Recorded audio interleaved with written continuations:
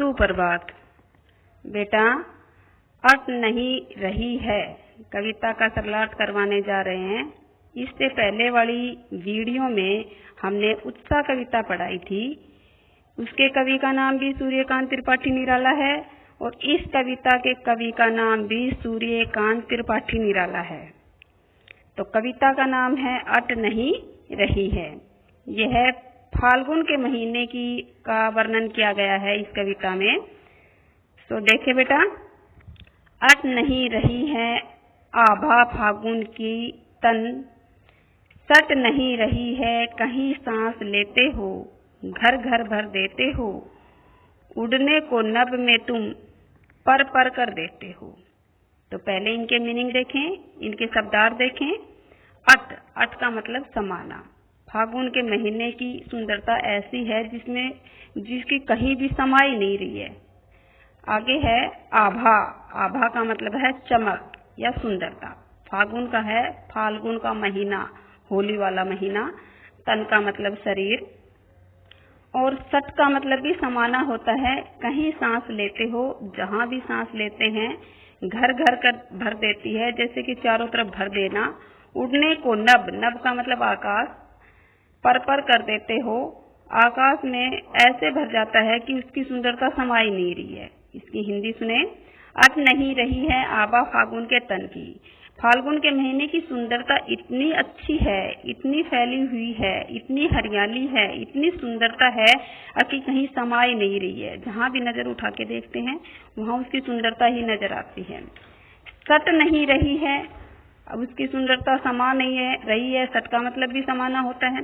कहीं सांस लेते हैं, जहां जाकर भी सांस लेते हैं, देखते हैं, खेतों में देखो, चाहे बागों में देखो, चाहे घरों में देखो, चाहे आसपास देखो, घर घर भर देते हो, चारों तरफ हरियाली हरियाली नजर आती है। बहुत अच्छी सुंदरता, बहुत ही सुंदरता इतनी है कि जो समा नहीं रही है। उड़ने को नभ में तुम। कवि कहता है कि मन ऐसे चाहता है कि मैं आकाश में उड़ चलूं, उड़कर इसकी सुंदरता को देखता रहूं। पर कर देते हो, चारों तरफ सुंदरता भरी हुई है। पक्षी आकाश में पंख फैलाकर उड़ने के लिए उत्साहित रहते हैं। आकाश में पंख फैलाए पक्षी उड़ते हुए दिखाई देते हैं, जो बहुत ही सुंदर लगते हैं। अगला पैरा है हमारा, आंख हटाता हूँ तो हट नहीं रही है। कवि कहता है कि आंख हटाने के लिए मन करता हूँ, पर इतनी सुंदरता है कि आंख हट ही नहीं रही है। पत्तों से लदी डाल, चारों तरफ पत्तों से और फूलों से डाल लदी हुई हैं। पत्ते हरे हरे हैं और फूल लाल लाल हैं, कहीं हरी कहीं लाल। तो ऐसी डाल दिखाई देती हैं, कहीं हरियाली है तो कहीं लाल लाल दिखाई देते हैं। कहीं पड़ी है उर में और कहीं हृदय के ऊपर फूल माला की तरह, जैसे कि हम मैंने प्लांट की बेल बो लेते हैं, जैसे कि मान लो कोई भी बेल हो वो बो लेते हैं, या फिर फाल्गुन के महीने में वो बेल ऐसे फैल जाती है जैसे कि किसी के हृदय के ऊपर माला पड़ी हो। मंद गंध, धीमी धीमी सुगंध, पुष्पमाल, फूलों की माला, पाट जगह जगह शोभा श्री, सुंदरता से भरपूर, पट नहीं रही है, चारों तरफ समा नहीं रही है। मीनिंग देखें बेटा। उर का मतलब होता है हृदय। मंद, धीमे धीमे या धीरे धीरे। गंध, सुगंध। पाट, जगह जगह। शोभाश्री, सौंदर्य से भरपूर, सुंदरता से भरपूर। पट का मतलब समाना और अट का मतलब भी समाना। समा नहीं रही है। तो हिंदी सुने इसकी। कवि कहते हैं कि जब मैं आंख हटाता हूँ तो आंखें बंद करने पर भी फाल्गुन की सुंदरता मेरी आंखों से दूर नहीं होती, मेरी आंखों से हटती नहीं है। पत्तों से लदी हुई पेड़ों की सुंदर डालों की हरियाली और लालिमा युक्त फूलों से भरी डाली की सुंदरता हृदय में समा रही है।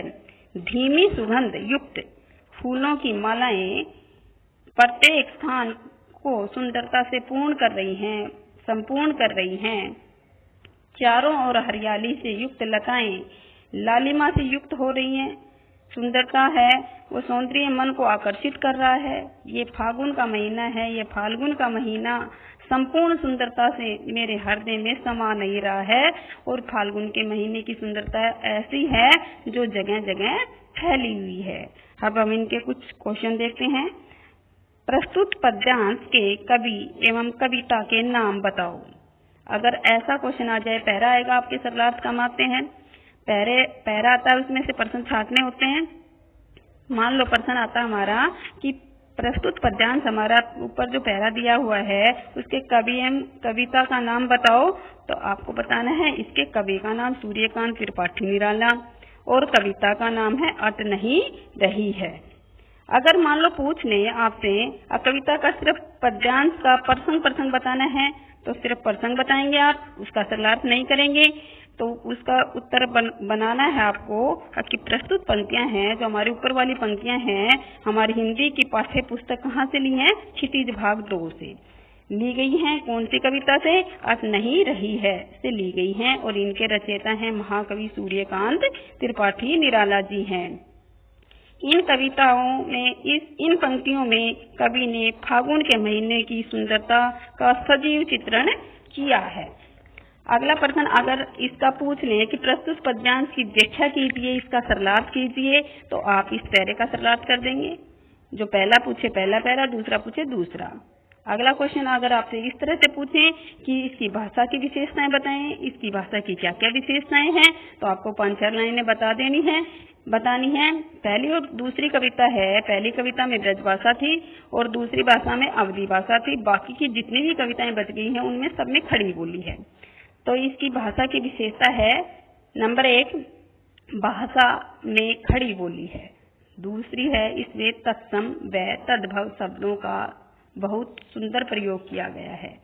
तीसरा है इसमें भाषा प्रसाद गुण से युक्त है। अगर इसमें छंद पूछें तो इसमें छंद है मुक्तक छंद बताया गया है और इसमें अगर किसी के मीनिंग बता सकते हैं, मुहावरा बता सकते हैं, आंख हटाना, अट न पाना, हट न पाना, मुहावरों के प्रयोगों का भाषा में बहुत ही सुंदर प्रयोग किया गया है। ऐसे बता के हम भाषा की विशेषताएं बता सकते हैं। अगला क्वेश्चन एक और देख लें, किसकी आभा समा पा रही है? तो हम उत्तर में लिख देंगे फागुन के महीने की आभा समाये नहीं पा रही है। धन्यवाद।